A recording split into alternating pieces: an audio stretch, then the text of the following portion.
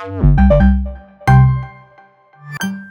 do you do? Fancy a little bit of a split today, Dratnos? Perhaps some more splits. Yeah, we've had a lot of splits, particularly for Echo. They are still not in Mythic Raid, which is alarming to many in Twitch chat.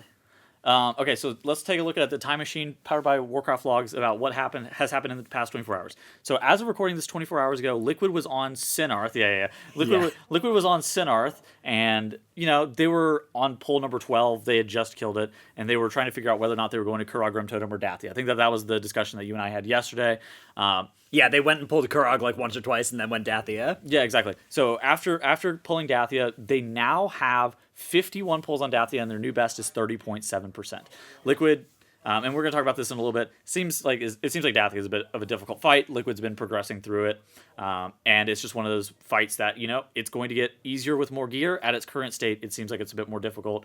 BDGG is now in that number 2 position. They're currently progressing Sinarth. I would expect this to go down, within an hour of us recording this, maybe at the most, for BDGG, and them to firmly start on either Dathia or Kurog Grim Totem. Yeah, for reference there, that was a 12-pull boss for Liquid. Then rounding out our top 5, we have Pop-Tart Corn Dog in 3rd place, followed by Imperative, and followed by Vesper. How are both of our guilds in the top 5? I know, we should really be playing in this thing, not casting it. That's crazy. It's wondrous to man as to how both Dratnos and myself are in the top 5 on our leaderboard. Yeah, so that is the state of the race right now. Notably, neither Method nor Echo are yet in Mythic Raid. That was awkward to close the wrong thing. You got it at the end. There's us. So I think the first topic that I wanted to discuss today was Echo's Raid Day. Mm-hmm. And so a lot of people are going to look at Echo's Raid Day, and even myself included, and be like, what happened? So basically, let me just kind of give like a TLDR of the Raid Day. They showed up a little bit late. They started pulling Heroic Razzageth for off-stream for a couple of hours. They didn't kill it. Then they turned their streams on around 1 o'clock local time. It was a situation where they needed to do splits of Heroic Razzageth. We talked about Liquid doing Heroic Razzageth splits and how fast they were. Yesterday? Yeah. Echo was really slow with their Heroic Razzageth splits in comparison. They did more of them. I think they did something in the order of like 9 Heroic Razzageth splits, where Liquid, I believe, did either 4 or 5. I think they may have done 6. Okay, so 6, something like that. So there was more of them done for Echo, but at the same point, it took them, all day. At what cost? Exactly, at what cost? How much was gained item level-wise? And like realistically, how good is this going to be? Then after that, instead of starting Mythic, at the end of the day, Echo instead looked to do M+, to try to get some concentrated primal focuses and to just be able to craft higher item level gear or to get better rewards at the end of dungeons. Echo is effectively saying that we are looking for item level first, and we are going to do our Mythic progress second. And now this puts them in a position where, we talk about the 16-hour advantage now. That was this year was only 9 hours. Echo looks like they're going to be stepping foot into Mythic somewhere in the order of like 30 to 32 hours, potentially behind where Liquid did. Yeah, now that being said, catching up to 4 out of 8 Mythic, I think will be very, very quick for Echo. The main thing that they are falling behind on now is Liquid have 50 pulls into Dathia Ascended. That is a big thing, and that encounter does not look particularly easy. We can take a little look now at some of the Razzageth trouble that was befalling Echo. This boss encounter was really nasty. The shields, breaking through the shields in P2, such a tight DPS check when you're trying to do it in 9 splits. So I don't know how much Razzageth you've done, but basically P2 is the hardest part of Razzageth. If you're able to get through phase 2 and break through all 3 of these shields, you're kind of able to see to the end of the fight. Now there's a problem where getting 30 players through to the end of the fight is difficult, and if you don't have all 30 players alive, you're going to be running into issues on the damage check, especially whenever it's being done in splits. And I mean, look right here. The lightning shield just goes on for a little bit too long. Either they don't have proper DPS. They had a player going to the wrong stack there as well during this one. Exactly. Either you have a player going to the wrong stack, you don't have DPS CDs properly aligned because they're different in every single raid composition. And I mean, it just takes you a long time. And then Echo spent longer than I think expected on Heroic Razzageth.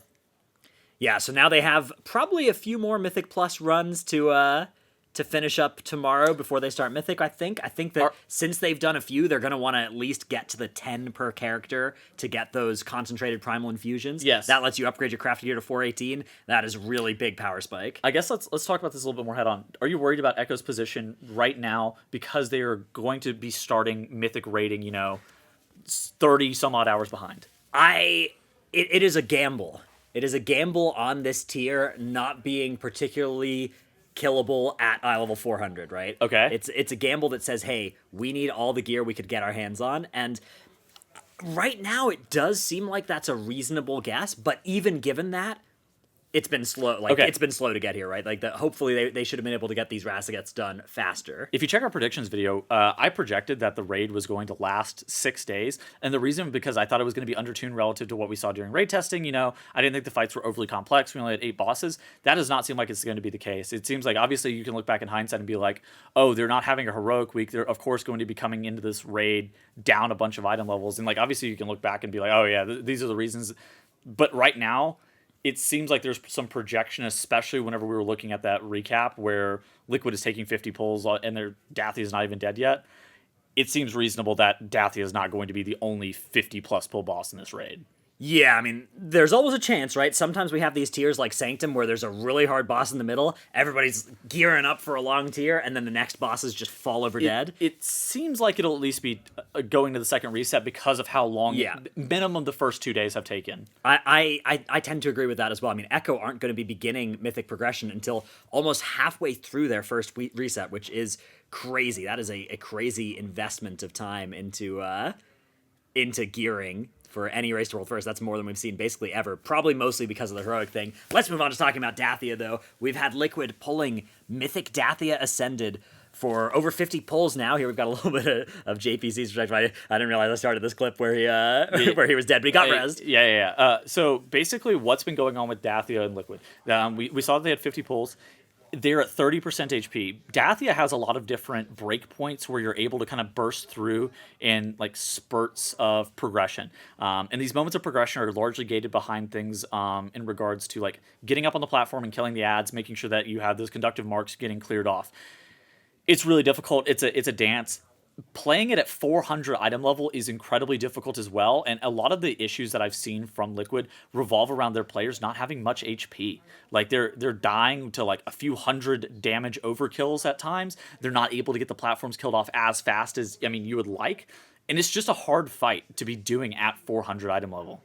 Yeah, that's one of the things that maybe makes the argument for the Echo strategy of gearing all the way up first before starting these pulls, because it's not even just like obviously you're still gonna have to do some progression even if you're at higher item level. Yes. But if it's easier to just take down these platforms, right? If you have 10% more DPS, then that makes so much easier for the whole fight, and the extra health as well. It really gives you a kind of double dip on getting extra wiggle room on a fight like this. I do think that seeing Dathia like this is incredibly interesting. I mean, one of the predictions that I had coming in, like it was in our last podcast. I don't remember if I talked about it in episode 0, but one of the predictions that I had was Dathia was going to be more difficult than expected because I assumed that the healing throughput check was going to be difficult. Apparently, the damage check is also very, very tight, which has turned this from just like, a 20 pull difficult fight into effectively a mid-tier wall. And I think that this is an appropriate time to start talking about mid-tier walls just in general in the Race to World First. What those kind of look like, and then how they kind of set your expectations for later in the raid and kind of what you're going to be looking for. First off, why did guilds not go to Kurog Grim Totem second? I think that is like a concerning thing, is that Dathia, basically whenever you're looking at Kurog versus Dathia, you're going to pick the easier one. The fact that Dathia is assumed to be easier and it's already taken over 50 pulls is a bit worrisome, yes? Well, yes, but okay. Liquid didn't know which was easier when they went to go Dathia. They had a guess, right? Yes. They guessed Dathia was easier, but often we see the first guilds make a incorrect assumption about which of the bosses are going to be easier at different points in a raid tier. Remember Castle Nathria, we saw Hungering Destroyer just fall down instantly, and some guilds went Sun King instead and spent an extra bit of time there. I was about to say Soul Render Dormazane versus Remnant and Azul. Remnant and Azul. Azul was actually miles easier if you knew what you were doing. Yeah, so that's not necessarily meaning that Kurog is going to be as hard or harder than Dathia. It just means that when Liquid made their initial guess, they thought that was going to be the case. And Dathia is not so hard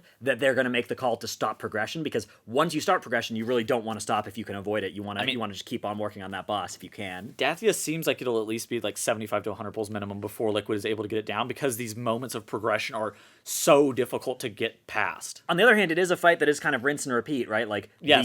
The fight, there are more tornadoes, the damage has ramped up a little bit, but it is sort of a fight where you just repeat the same process over and over again. So if you're able to get it to 30%, I actually think that the last 30% is probably easier than like taking it from 60 to 30%. They probably need to do like, I guess it's a question of how many more ads they need to do, right? Yeah, and it's a question of like how is the numbers check looking? Like, is there a softer hardened rage that is actually just going to kill them in the near future? How do you feel about mid-tier walls in general? And do you think that Dathia would be like classified as a mid-tier wall? I like it when there are mid-tier bosses. So like the traditional mid-tier wall would be one where the difficulty goes up and then it goes down again afterwards, right? Yes. I don't necessarily think that I like it when that happens to a huge extent. I think it's fine if there's a boss that's maybe a little bit harder than the next couple of bosses, but when there's a boss that's just like way harder than the next few, I think that creates a little bit of a weird structure in the raid. Like, Painsmith's really hard. Okay, we've killed Painsmith. Now there's 3 easy bosses. That's a weird dynamic, so I don't like that as much. But will Dathia and Kurog be mid-tier walls, or will they just be item level checks too? Is also like a very legitimate question. I think that it's they may be okay. It's a big step up in difficulty, but I don't think they're going to be these spikes where I don't think Diurna afterwards is likely to be much easier than these fights. So I don't think it'll be a case of like Gorefiend, right, where you kill Gorefiend and then the next few bosses just fall over. Blizzard keeps buffing Razzageth on Mythic as well, which kind of leads people to believe that Razzageth is going to be more difficult because Blizzard only needs I don't want to say a decent, but like more data to be able to balance HP of shields. Some of these big junctures on fights, they need a little bit more data than just like beta testing and PTR testing and stuff like that. And so they've been buffing most of the Mythic bosses. They buffed most of them before Mythic started, and now they're continuing to buff Razzageth. Yeah, they look at how much damage players are doing, and they're like, okay, they compare it to how much their testing team was doing, and they're able to make good decisions then to make it line up with the difficulty that they want. Okay, so I guess, do you have any amended projections on like length of the raid? Are you still sticking with the 9 days? I actually think your 9 days guess. 9 days is looking pretty good. If anything, I would probably guess longer at this point, but I'm happy to keep it at 9 days is my guess. Yeah. So basically, what's going to happen in the 24 hours and what's most likely to happen in 24 hours is Liquid's probably going to continue to. I suspect we will see a Dathia kill within the next 24 hours. I think that Liquid kills Dathia within the next 24 hours. I think that they start Kurog Prog and they'll probably end up in M+ splits at like some reasonable amount. They have done some already, but yeah, there's more to be done. Echo's next 24 hours, I think it's reasonable that they're going to start Mythic Prog at some point within the next 24 hours. I think they need to have everything killed up through, not through Dathia, but they need to kill everything up until Dathia tomorrow. I believe this time tomorrow, Echo will have killed Dathia as well. That is my prediction. I think they're going to come in 10 a.m. Okay. Mythic Plus for until lunch. After lunch, they are going to start Mythic Prog. It will take an hour and a half or 2 hours to get to 4 out of 8 Mythic. And then Dathia, they'll have 10 solid hours, extra item levels for. Bam, dead boss. That's my prediction. All right. We'll see though. We'll see how it works out. Check the next video on the playlist tomorrow or tomorrow if you're not watching these all at once later down the line. I see you either way you decide to consume this content. Dude, the video's been doing really well. I appreciate it. Appreciate you guys watching. Share it with your friends. Yeah, tap that like button. Share it twice with people that you like even less. Hit that wacky subscribe button. Ring that bell. We'll be back tomorrow, and hopefully we'll have some Kurog Grim Totem stuff to show. I think it's very likely we'll have Kurog. Yeah. Kurog Grim Totem. Maybe we'll have Dathia or not Dathia. Broodkeeper. Maybe. Yeah. Not a stretch goal. Stretch goal. All right. We'll see you tomorrow.